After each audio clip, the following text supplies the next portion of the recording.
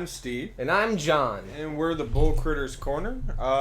This is usually coffee with Bullcritter's Corner, but we didn't make any coffee tonight. You want to save that that guitar? Yeah. I don't even know what just happened. Nothing was touching it, and the guitar just... Oh, you know what? The cord was around my chair, so when I swiveled it over, the guitar almost stripped off the wall. There we go. I'm terrible at this. It's Wednesday, December 4th. Yeah. Unfortunately, I really haven't been keeping up with any of the D&D articles. You have some of those that you can touch on here in a little bit, or do you want to open with that? No, I can touch on it a little bit. So, while I was at work today, I was just randomly sitting there doing the menial task of work and thinking about things, and one of the things that kind of hit me is downtime. Okay. While you're at work? While I'm at work. I like to think about downtime a lot, too. It's a great place to think about downtime, actually, you know? The sweet the sweet sweet hope that you'll get there again one day. The sweet release of the freedom of downtime. But in the context of downtime, something that we had talked about last night actually kind of brought me to thinking about downtime.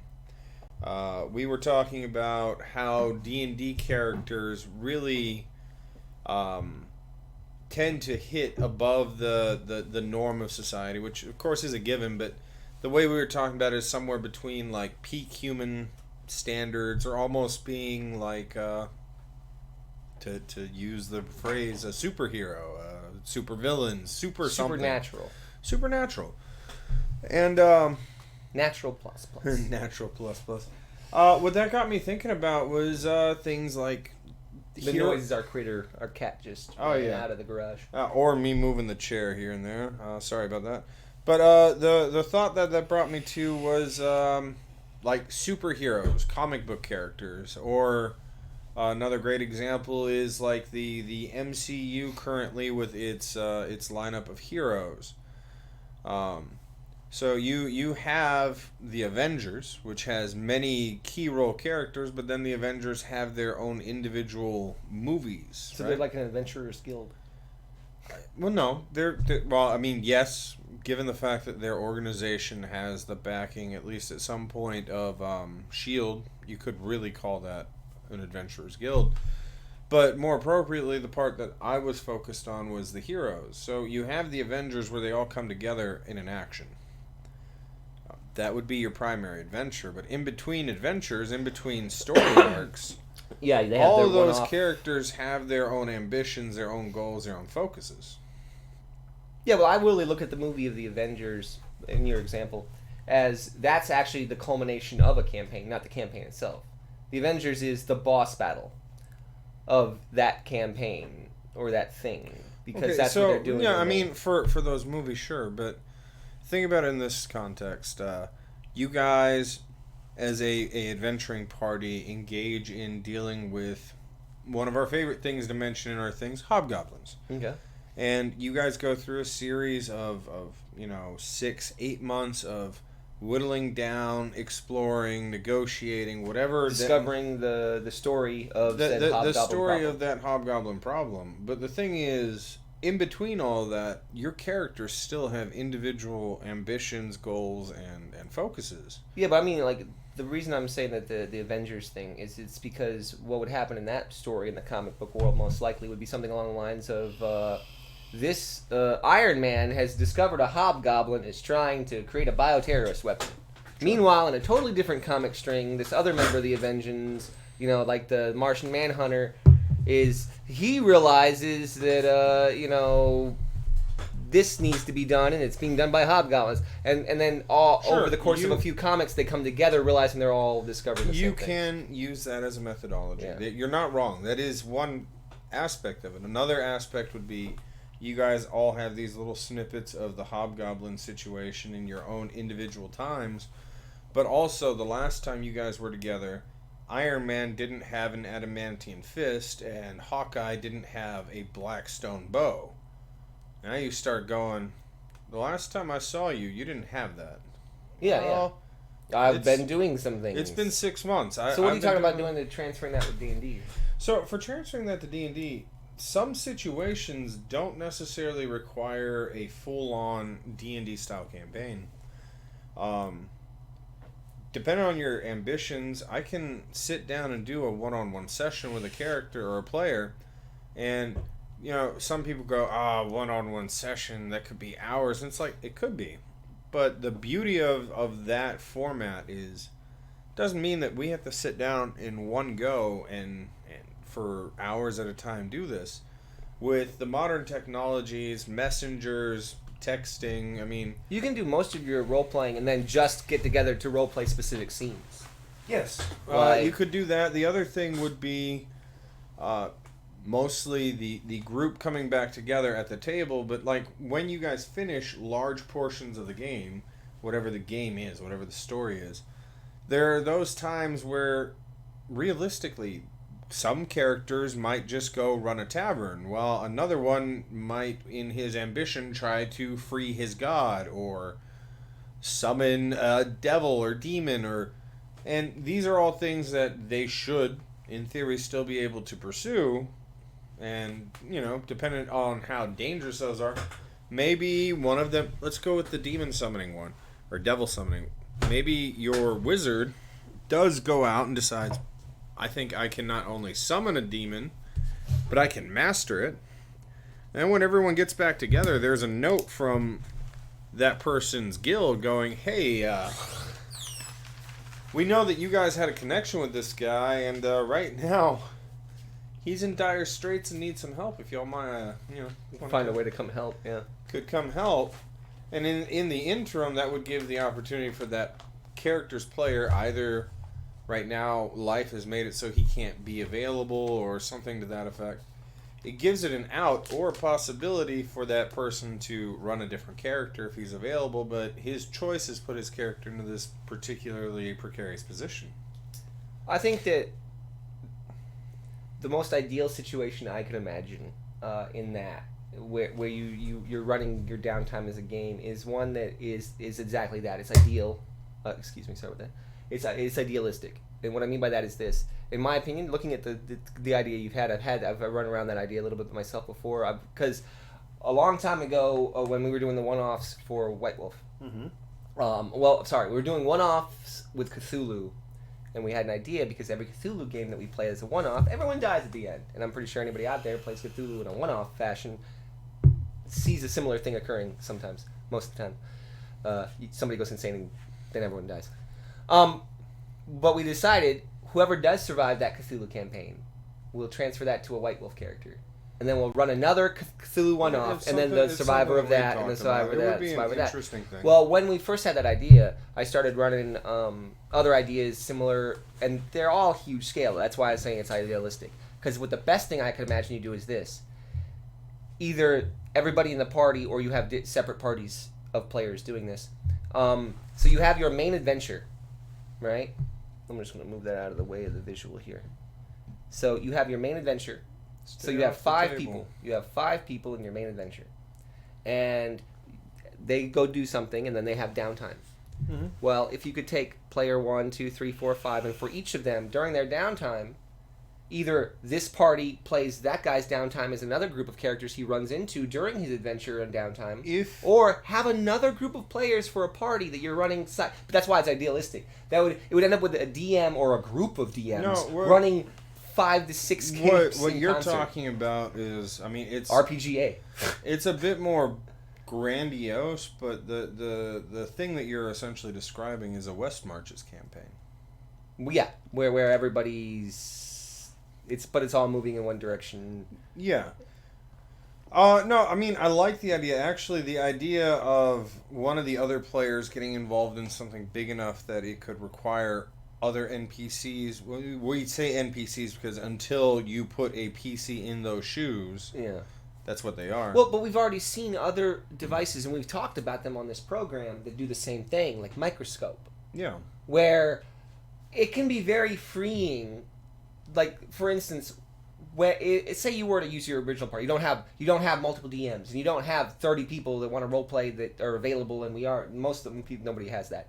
But you're like, let's actually try this out. And these 5 guys, they come over to this guy's world now, and he walks off to do his thing, and they play good guys and bad guys, whatever is needed for the thing. I think that would be very opening to them to be able to roleplay without consequence to the character they actually have investment in.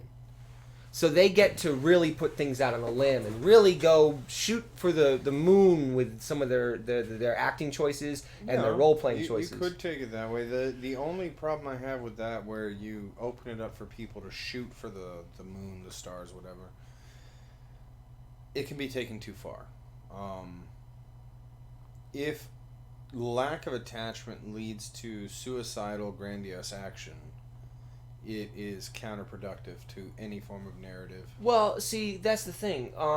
Now, if you said to a player, hey, this character you're playing has a suicidal grandiose, because you're the DM, you're still dictating the motives, the motivations, and the reasons. If you give a bad guy off a henchman to me to play, if a particular character has suicidal intentions, that's one thing. But no, what I'm saying is, if you give me a henchman to play. That's my role in this scene. I'm going to play a henchman, and it's my job to kill the main guy. But I know what I am. I'm the bad guy in the Power Rangers episode. Yeah. I am here because I will get the shit kicked out of me. Probably. Maybe not. But if the hero, if the story goes the way it always goes, except when there's a party wipe, I'm going to die. And you tell me this is the character. He's reserved. He does this. He's meticulous. He's cunning. And I'm going to play that, but I'm going to play it to where, like, I'm going to lay it all on the table. Like, I'm going to try to win above all of everything. Do I need to cave in the cave and kill all of us in order to beat you? Then I'll do it. If that is the intention of the character, I think that's something that I would have to also give you. Yeah.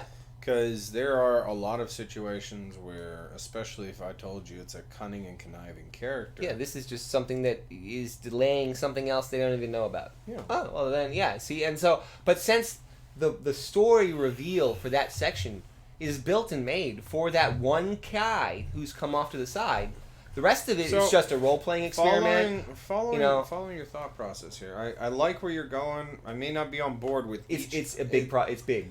I may not be on board with each aspect of it, but it does bring to mind an interesting idea. So, again, we're talking about these downtime activities where the characters are separated, right? But let's say maybe 2 of the characters or 3 of the characters are definitely involving themselves in a project on the side. Like, let's say, for whatever reason, 3 of the characters all have faith and worship in a particular god. One of them's a cleric, and the other 2 are just people who happen to also be faithful or devout of that god. And, that cleric, when you guys finish the last big thing for the group, goes, hey, guys, this is a thing I got to go to for the church. And, okay, that's all set up. So those 3 people are going, but you have a 4-man or 6-man player party. Now, what they're getting involved in is big enough that maybe there's going to be a dungeon or a battle map of some sort. Something that's going to have more involvement.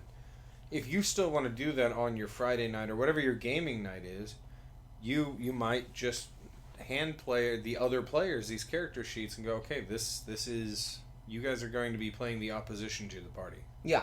And I think that that could be really it incorporates them, so they're not just sitting around while the people are doing downtime in game night. But another thing is, if it isn't a situation where you're going to have a dungeon or something like that, I think it could be applicable too. It could be for social interactions. Yeah, exactly. Or something, yeah. So say like this guy's like, oh, well, I want to go start this tavern and this other thing. Well, you talk to him over the course of the week after the session's over. Oh, well, what kind are you thinking? What scale are we talking about? I'll take my notes down and I'll start thinking about some stuff. Okay, this is what's going to have to happen. Where you want it? Oh, you want that really prestigious location. Okay, well, we can make that happen, but I'm going to have to throw in some kind of thing that you're going to have to do to make that happen. You're going to have to negotiate with a land baron, and then you literally just hand the standard thought process of that land baron to the other players. To another player, and you go, you're the land baron, but this is the guy who actually owns the property that the baron is going to... Oh, land baron would mean he's owning. So one's a land baron, and then you hand the broker to another player. And you find a role-playing situation to try... And then you say, okay, well, then there's also going to be another person trying to buy the land, and I'm going to hand it that's to this player. If you have enough players. But the thing is, it allows you to pad out the scenario where some of it's in the hands of these players, but then to bring the extra flair, especially if those players maybe aren't bringing the flair, still the ability to inject NPCs that are outside of... And you might only pick one scene for the entire downtime. Like, we're going to do the negotiation for this land thing. The rest part of the tavern thing we're all going to do vocally between, the player and the DM and come to an agreement. And then, but that little bit of microscoping, I think, would be kind of like, so say you have a downtime session. Okay, guys, we just wrapped up. We're going to have a downtime session next week. Everybody give me what you want in the downtimes. We're going to talk about it between now and the next section a couple times. Email, messenger, however we can reach out. And we'll come up with maybe a paragraph worth of conversation between us where I can start fleshing out some ideas. And then when we get to the session, hey, we're going to do your downtime real quick. We're going to do a microscope scene. This microscope scene should last no more than an hour. And then we're going to do your downtime. We're doing a microscope scene. Then we're doing your downtime, and then your downtime, and then your, and like max, like maybe 30, not even 30 minutes maybe. If it's not a dungeon, if it's not it's a matter thing of ensuring that everyone feels involvement. And the other beauty of this actually is by seeding out characters that actually are NPCs, but putting them into the hands of certain players. They flesh out a personality. They're gonna be different because you playing any character is gonna be different than me playing any character. Which means next time you run that NPC, you have well, this is kind of his dialogue. This is the way he talks. I and have this is that, his thing. but let's say that particular player's character is in there. I might just go, all right, well, you already know this character, so I just take the same sheet I did before, but I throw his new ambitions and goals or thought processes for this scenario in, and I just go, hey, John, here you go. Just take this real quick, and Lord Ferdinand is here. And once I hand you the Lord, you go, and we see another interesting display, you know? Yeah, I think that would be neat. Like I said, as long as your players understand, I'm here. This isn't my character. This is an NPC in Steve's world. These are the principles of this NPC. He is greedy. Okay, so that means if somebody offers me money, I'll listen. And he has this personality trait, and his number one goal is he wants to get this thing done. Okay, cool. I can play those motivations, and if at any point in time something's being done or said that isn't right, like we already have that. We've all been playing in a game. Well, maybe not all of us, but a lot of us have been playing in games where at some point in time somebody uses out of character information or something that the character they're playing wouldn't actually have access to. We don't destroy the world immediately. We just go, hey. That's not actually your other character knows that. Oh, my bad. Sheen. Yeah. So I think that'd be a really interesting way to kind of do downtime in scenes out. I think it's something idea. I've been playing with the idea for a minute, and I'd like to implement it. It's something that I want to work towards implementing into the grandiose tool belt of the DM, you know? I think that it gives the world a more dynamic feel. One of the things that I find tedious, irritating, boring, I mean, there's a lot of words that the idea that 8 characters, 8 players, 8 people will essentially not only travel together 24/7 for years at a time, but rarely ever pursue personal goals solely in the face of dealing with just group-oriented goals. It's like... There's a handful of scenarios where I can see that happen, but not in the general roleplay. No, there are scenarios where it can happen, but the thing is... You're all in a military unit. It's very specific in its it's very implementation. Specific. The thing is, very often, because players... I think video games, to a certain extent, have created the thought process. You have a main quest, a main storyline, and the idea of starting a business, becoming more involved with your faith, starting a family. These are things that video games don't have the purview to offer you often. There are certain games that have tried to do it, and when they do, they usually get positive reviews for it. People will go, oh, that's a great idea. Why haven't we done this more? They'll get initial positive reviews, and if it's not implemented well, then they'll get lambasted. But the thing is, tabletop roleplay... Damn it. Tabletop role-playing, D&D... I mean, D&D is the staple, I think, for most people, but any tabletop role-playing really offers you this grand opportunity to approach things like this. I think there are a lot of games where the focus is more on the social interactions and the downtime type stuff that we're talking about, because a lot of what I'm saying, other than the involving people as NPCs, is a lot of what I would do while running games in World of Darkness. By chance, is this your missing red pen, Steve? I don't know. Let me see. No. No. But that is a nice... It's a much darker shade. It was in this blue thing, I think. Huh. Interesting. Either way, but I think for me, the reason that I don't often implement this particular style of running things in D&D is it feels like D&D has this inclination towards literally dungeon delving. I mean, there's a book literally just dedicated to monsters, which is awesome. It's an amazing thing to have. But then you look at something like any of the White Wolf games. There is no monster manual. Yeah, there is. Well, there isn't. There's a Hunter Survival Guide. The Hunter Survival Guide is not a monster manual, sir.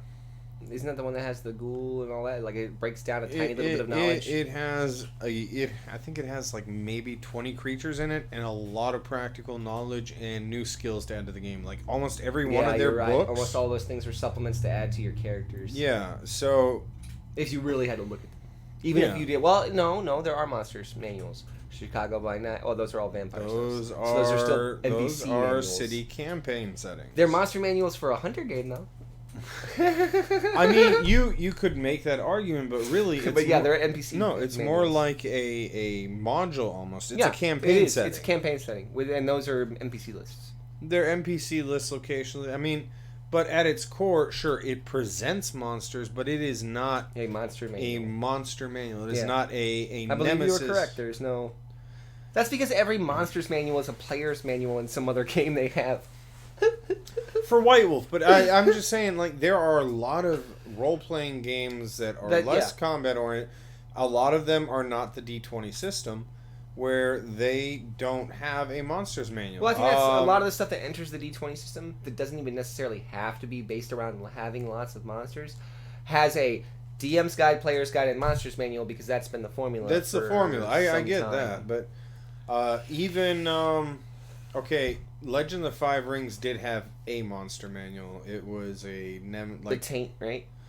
No, I forget what it was called now, but essentially it was a big book of all sorts of unique templates to use as enemies. It had sections on like every clan. It had a section on freaking the Shadowlands, a section on animals. Because every now and then you might fight a wolf. Or a beaver. Your DM throws a water buffalo out there. Aardvark. And you try to... Hey, tame it. Tame it. Water buffalo can transport a ton of materials, sir. I'm sorry, that was me and Paul, right? I'm pretty sure we both... I thought you were running that game. Was I running that game? No, you were running I was running the game, it was you and Paul. Yeah. Yeah, and you guys wanted to take the water buffalo, and I was like... Yeah, actually, that makes sense. Like, if I was there, I'd probably want to do it too. Let's see if we can make this work. They're probably pretty stubborn. Like, let me go look it up real quick. Yep, they're stubborn as shit. But they're used to pull out tree trunks. They're used to pull out... Yeah, they're labor animals. Darn water buffalo almost killed us. It's a pretty beastly beast. It is. But, you know, it... You were also both, in your early teens? Yeah. And stubborn. Orphan... Badger. I don't even remember. The clan that's dead now in L5R, if anybody watching plays L5R, the clan that died that had the anvil of craziness. Where they sacrificed a huge bunch of lives to the anvil to make a evil thing. I mean, but aside from the one monster man, in that one, a lot of the focus is on not getting into combat just because of how dangerous combat is in that setting. L5R and White Wolf both use the same exact health pool list, pretty much. In White Wolf, you have 7. But each time you take a hit, you get negs to your stats. In L5R, you have more, but based on what percentage you have, you go negs in stats. So if you get hit once, right at the beginning of combat, before you've even done anything, and somebody gashes you for a third of your life, all your rolls are like neg 3. Imagine if D&D was like that. How really and seriously insane dungeon delving would be. Yeah, like I would only go into a dungeon if you were really you're giving me a magic item at the end of this dungeon, right? Like you're giving me something rare, unique, and awesome, right? Because this is actually going to be difficult to do, even with healing. Yeah, you take neg 3 to your attack once you get hit. But yeah, so I just wanted to talk about it because that is an aspect that I want to start trying to implement in my game, and one of the best ways to get me to start doing something is just talking about it. And now talking about it has a slightly more far-reaching effect because I'm putting it somewhere where people can see me talk about it. So here in a couple months, maybe, someone goes, hey, have you actually implemented that? And if I haven't, I'm going to have to be like,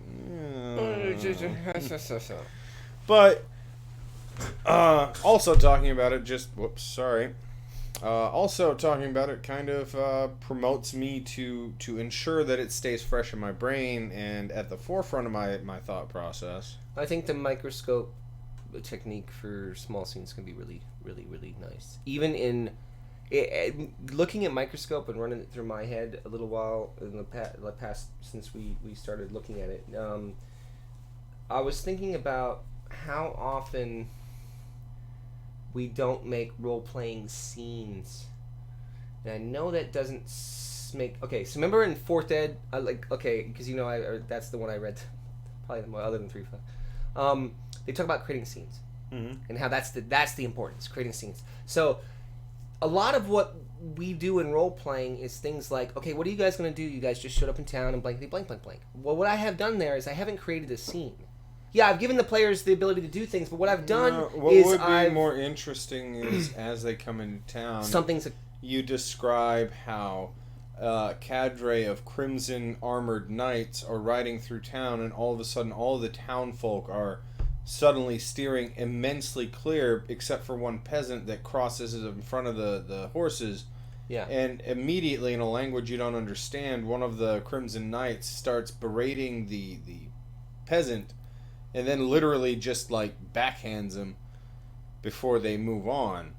And it's a completely weird thing. Well, maybe not that weird, depending on the setting you provided. And the players could interact with it. It could become a thing. But here's the thing. Say if the players are already on a quest, and this is your modus operandi now. You create scenes where you go to places. So, I need to find out where all y'all are going to go. We're just going to talk through what happens when you go to those things. Because what are you going to do when you go to the tavern? Are you going to try to get this and do this and this and this? I'm not going to do a scene for all of these small things because I already am building a scene in mind that will be like a microscope scene for all of us to be in that's got a design to it, other than like a loose flow. I think that you don't necessarily need to set a scene in every situation. Not every situation. Like a lot of the situations, like I said, it's just like, oh, you want to get that information? Yeah, make the check. You got the information. Let's do this. It's check. It's not just that. Like, if you want something for the players definitively to have a interest to interact with, then describe the tavern and set it up. Describe the town square. If it's literally a stopover that's just something that's kind of, you want to get it in and out quickly, then approach it that way. I think the problem is that a lot of DMs, because of the surmounting amount of crap that they have to prepare, have to keep in their brain, the notes that they're keeping and hoping that their players are also keeping some degree of notes. Sometimes setting scenes on a more regular basis, unless it's something that is pertinent to the thing that they really want to focus on, falls to the wayside. And you're absolutely right. It is a lost opportunity. Every time that you enter a town that is in a new area, and I don't just mean a new nation. Let's say you guys have been more in the Central Plains and Forest area, and then now you guys have gone to a coastal village, a coastal city. There's been a huge change in architecture and feel and all this. And it gets lost by the wayside usually because people don't really get severely lost in the wayside. Maybe this particular town has some particularly odd architectural choice that isn't common to anywhere else. It's set very specifically to something going on in this area. TV viewer. I don't know if it's a bot or not, but another TV viewer joined. Please continue. I was trying not to interrupt. We got to get better at that. But let's say it's an architectural thing, maybe not even architectural. Maybe in this particular village, they hang coral wind chimes up. The thing that's unique about that particular spot. That particular spot, and it's just unique enough that it's something that you make mention of, even though it maybe doesn't have anything to do with the grander story, but it has to do with this area right here. But when you plant those seeds as a DM, I think you'll find that there are things that will come back later that you had not planned, but fall almost perfectly into place to be a connection to something. Yeah, no, I mean... And so the more of those little things that you have that are naturally built into the world, the more of those little things that could be just, I can just do this right here already. I mean, you could do something as simple as, let's say that one of the villages in like the normal area you've been in, so the last 5 villages have been the same, and then all of a sudden you notice that every freaking house on its door has what are those called? The hanging knots of garlic. Right? Each door has one hanging from it, and you're like, that's super weird. So you make a point of asking about it, and one of them tells you, well, I mean, it's just a tradition. It's something that's been passed down for years and years. There was a story, dark riders came into town, and anyone who didn't have garlic on in their house disappeared. Ever since then, it's just a tradition in this town.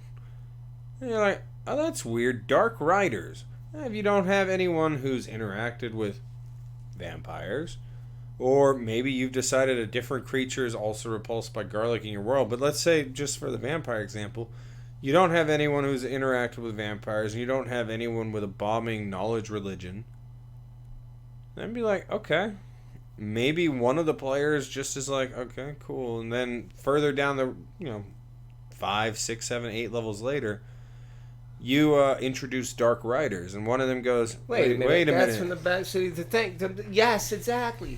See, like, okay, 'cause this is what I was thinking. Like, and it's gonna suspend with me.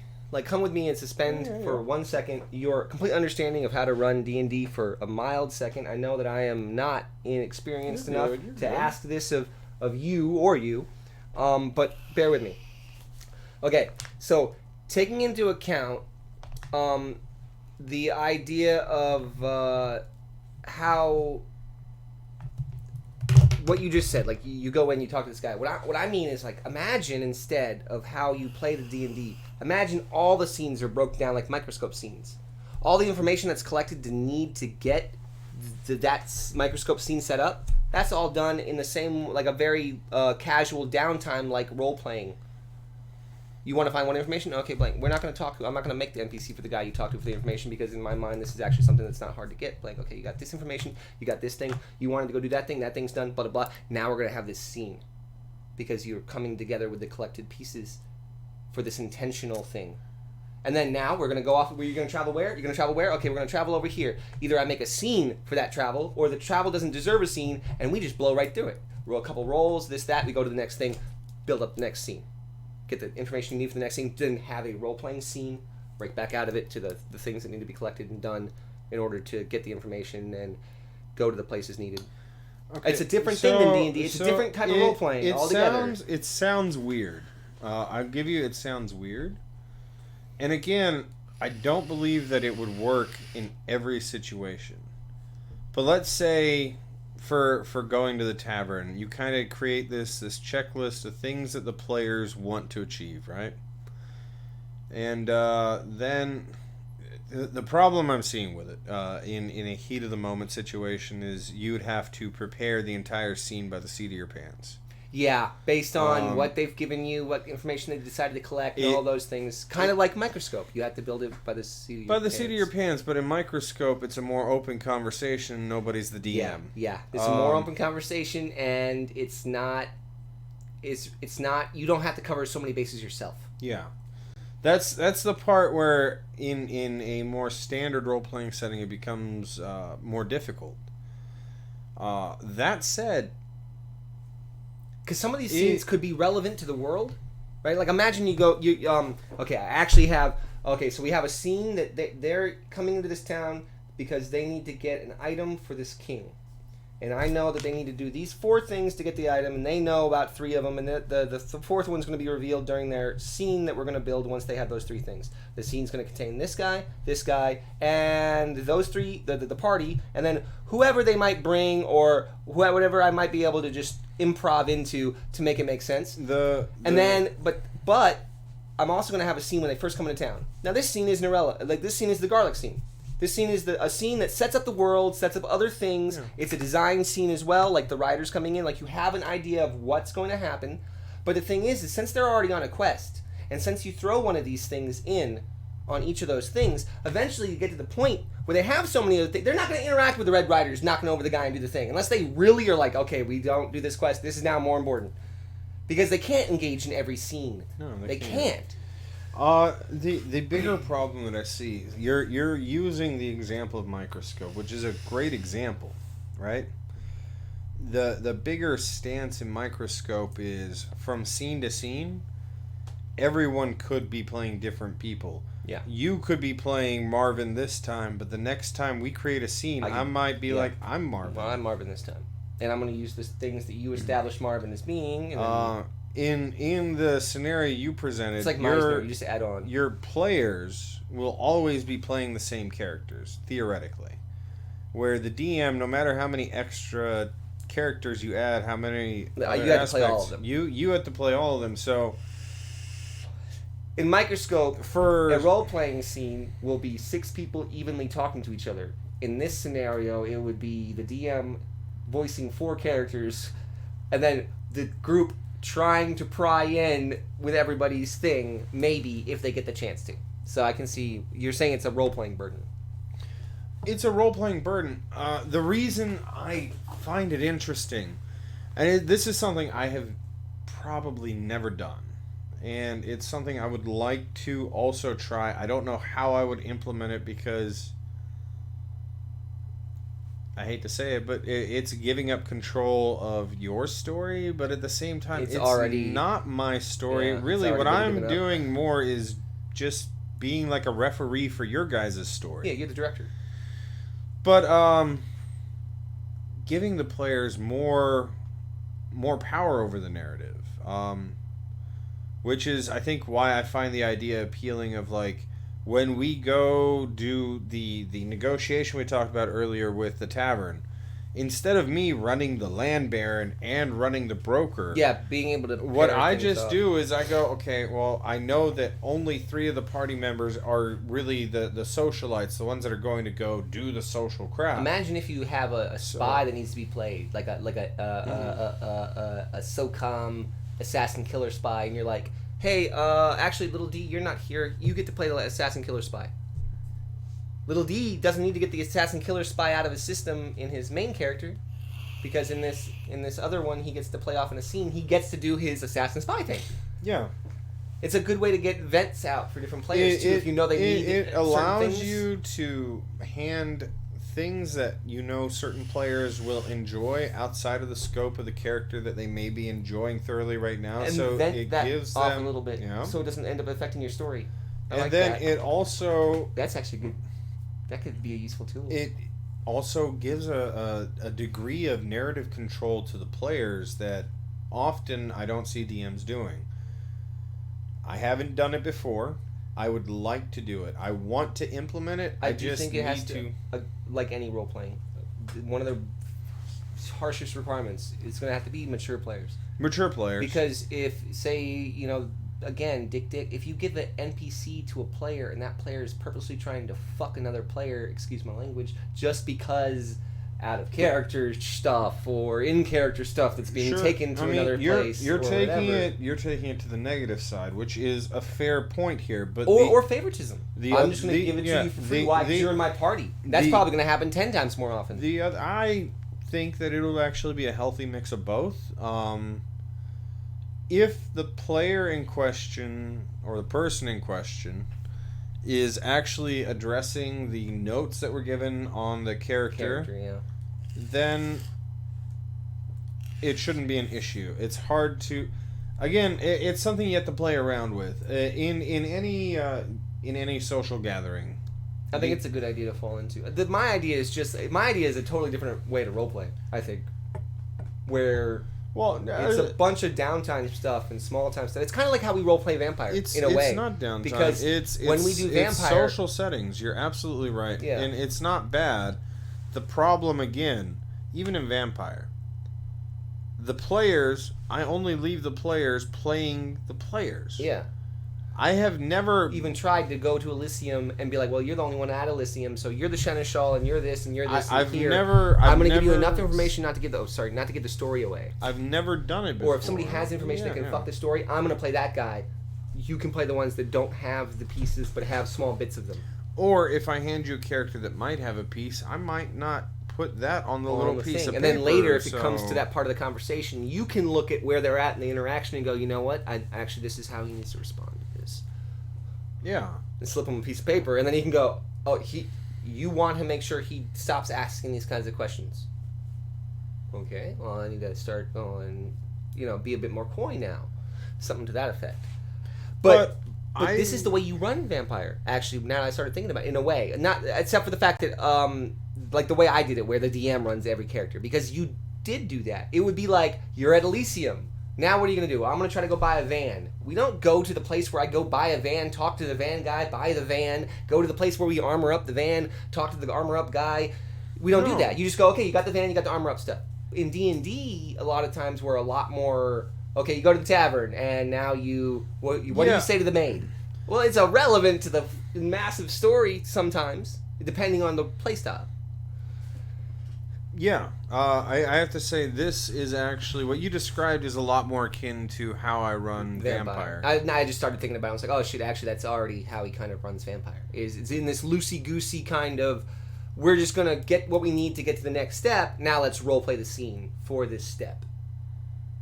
Unless I feel that something like the purchasing of the van usually would be very simple, but if the characters in question didn't have a practical means for... Then that becomes part of the story. A practical means for armoring it, then getting the van is like, okay, you got the van, you guys went down to a dealership with your ghoul, you had the ghoul buy it during the day, so the van's back at the house. When you wake up at night, you guys are all...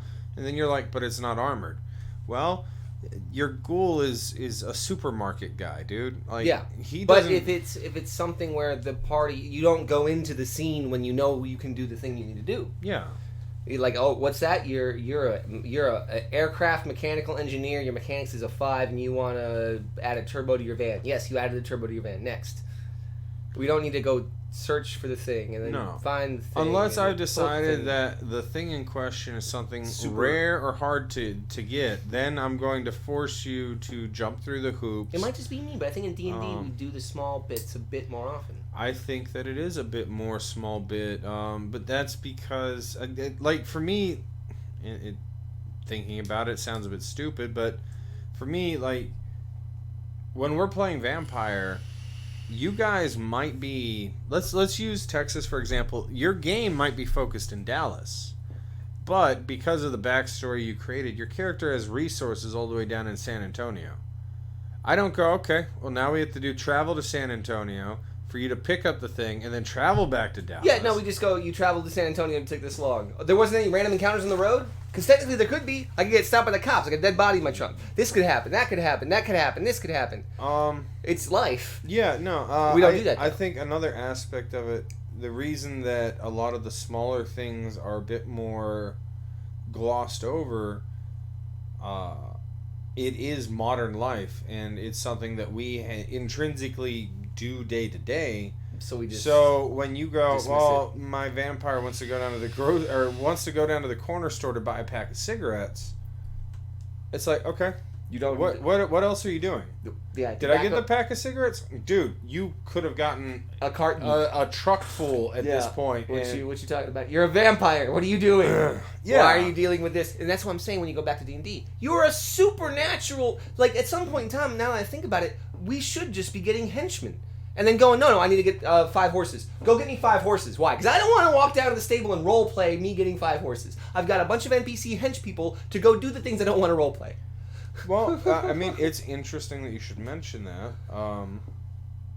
in my opinion, if you think about the tiers of play for D&D, for the first 5 levels, you might not gain any followers. You might not have, your peons, your seneschals, and things like that. But as you creep towards that 5th level, you're starting to get to the point where, like, let's say you were a fighter. If you were a fighter... You're Mike Tyson. Well, not everyone in your nation knows you. Not just that. I mean, that for sure. Well, maybe not everyone in the nation. Well, it depends on the world, I guess, and how many adventures there are. It depends... It both depends on the setting. The epic level of the world, yeah. What I was going to say is, as you're creeping towards 5th level, like... If you were a person who was a squire in a knightly order, you're probably to the point where you're a knight now. So at least the people in your, 2 degrees out circle could go, oh yeah, no, Bigby. Or not Bigby, Welby. He's a knight. Kind of a janky knight, but he's a knight. You mean the thing, the halfling that's riding on the what? Yep. Yeah, the halfling riding the dire badger. You're not the first one to have that response, but he's proved it. So. Okay. And the other thing is, because of the reputation you've gained, getting into adventures, which is why my game's going to be great.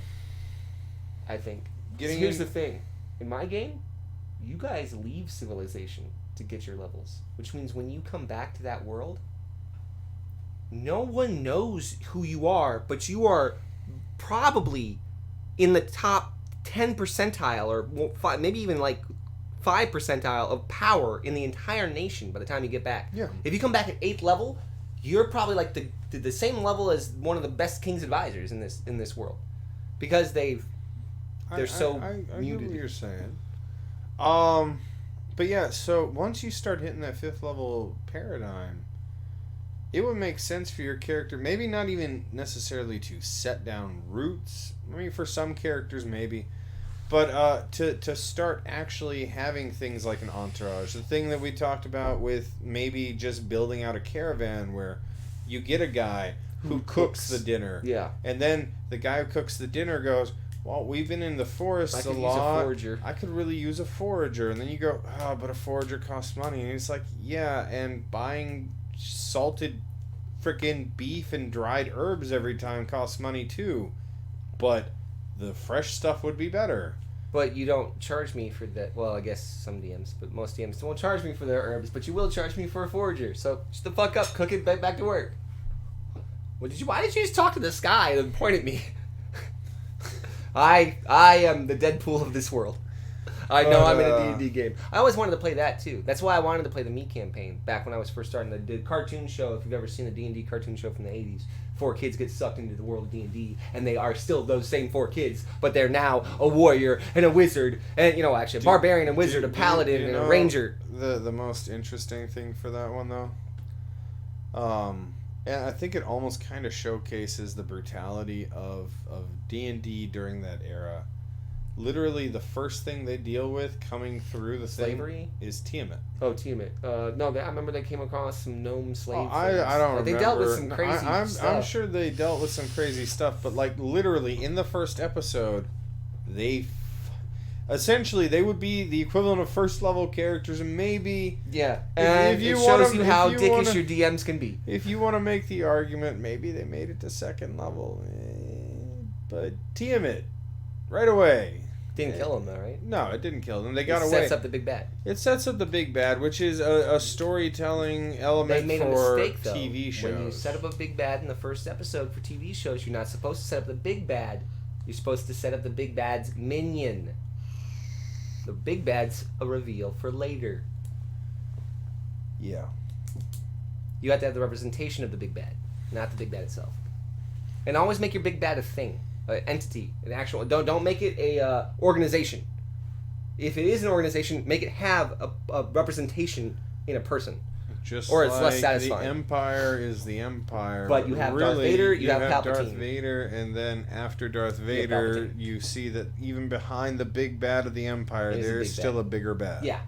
If the whole story was just the Empire and every bad guy for the Empire, even the really good ones were just another part of the machinery, they wouldn't be as satisfying when you destroy them. No, it wouldn't be. So looking into the new stuff, just to look at. Okay, so we had a meat face Rick and Morty thing. It was pretty irrelevant. Meat face? Yeah, the character that was it Meat Face or I don't know. You read the article. There was an extra character that was created as a placeholder in the Rick and Morty campaign, and it got its point to where they just incorporated it into the. And it's just a funny character named Meat Face, but it doesn't seem to be too relevant. It's getting a lot of news kick. I mean, I'm talking like 3-4 different articles on it, and I'm really feeling it's because of the Rick and Morty D&D. They both are selling well now, so people are trying to get that hype up and get viewership from the hype. Now, the interesting thing that came out this week, they dropped the murder on the Eberron Express, right? It's the equivalent to the Murder on the Orient Express by Agatha Christie, which is both a play, a movie, and itself a murder mystery. A board game, computer game, and a murder mystery for house parties for the long time now. Okay. And so that brought me to starting to think about a couple things. Plus, there was another news article that came out, I think literally today, about how even though there's an uptick in D&D sales and this resurgence of role-playing, board games, and all of this nerd love coming, more and more shops around the U.S. are actually closing. Like retail, brick-and-mortar role-playing shops are actually closing down. So card shops are shutting down. Card shops are shutting down. Places where you go D&D, to go to play games, workshops, games, miniatures games and things, they're closing down. And I think the main reason... I did not read this in an article. I haven't read an article yet about, like, the cause to this. And this article didn't mention it, but I would imagine a lot of this is because of the online marketplace things that are occurring. So you're thinking that the virtual tabletops and virtual avenues that are becoming accessible, I think that are actually killing the brick and mortar local shops. Yeah, and I think that it's bad for more than one reason. The biggest reason I think it's bad is this: these shops. And look, I might sound like a nostalgic bootlicker in this fashion. I like conforming to the old ways kind of thing. But this is the thing: most of those shops, short of like the Pokemon craze and a couple other crazes that came through the years, fought tooth and nail just to stay alive for 40 years and provided role-playing and an escape for nerd kids of every generation. Yeah. And they're dropping like flies because instead of going back to those places and saying, I'm willing to pay extra $5 to interact with this thing, we're going to go online and get it. We're going to go get it to the disc. And the thing is this: I think a lot of those online distributors, and I hate to say it because I'm going to end up using one for a module, like, who are these people? Why are they making extra money off the top of the cut of all this? Are they nerds themselves? Or are they some guy who saw this wave coming and said, I want to get this and get in it and have a digital marketplace for it? And I don't know those answers, but I think that maybe it's about time that now that nerds are being looked at as consumer purchasing power, we actually take that power and discern how we use it while we have it. Because this fad will change.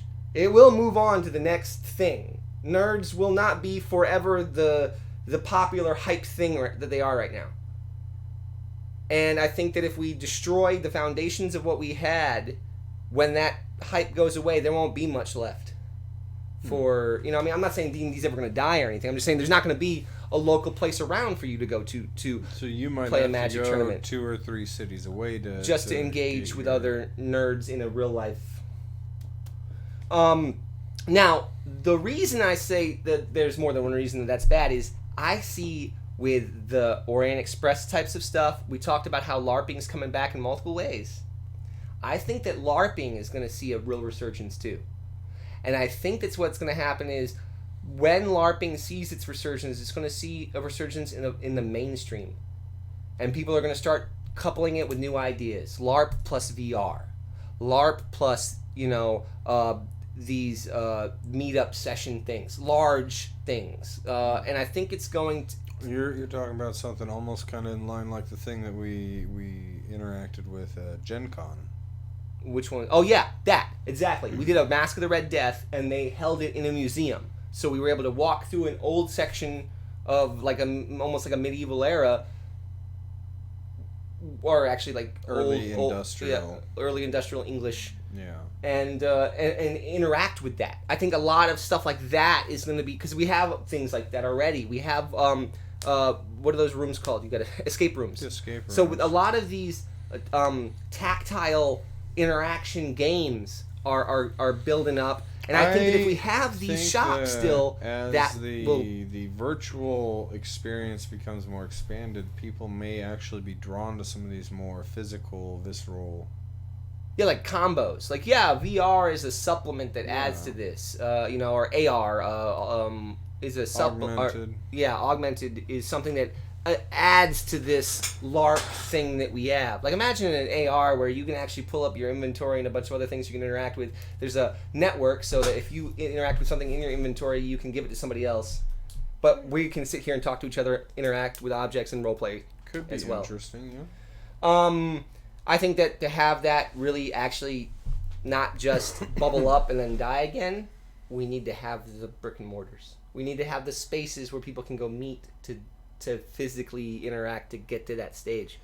Because I think it will come. LARPing will come. Role-playing in a public setting or in a like a Murder on the Orient Express. If you can put a VR in and go into VR chat, but it's not VR chat, it's actually a role-playing game that you're inside of in a VR online. That's going to be something that does happen.